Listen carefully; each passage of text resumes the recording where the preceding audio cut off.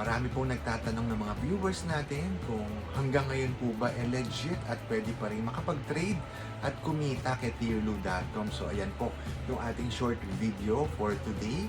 So ano nga po ba si Tierlu.com? So dito, pwede po tayong mag-trade gamit po yung cryptocurrency. No? So technically po, si Tierlu ay isang trading platform.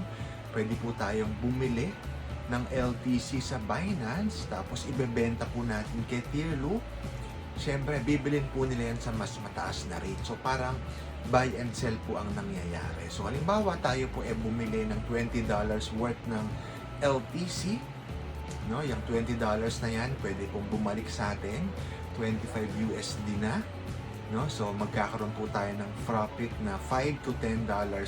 Depende po kung magkanong amount ang tinrade natin. So ito po ay introduction pa lang natin kay Tierlu.com para po sa mga viewers natin dyan na syempre hindi pa aware kung paano ba nag-work at kumikita dito kay Tierlu. So sa mga susunod po natin na shorts video, i-discuss pa po natin yung iba't iba or kung paano naman makapag-trade gamit ang Tierlu. So yun lang po. Again, maraming salamat po sa lahat at kita-kita po tayong muli sa susunod na video.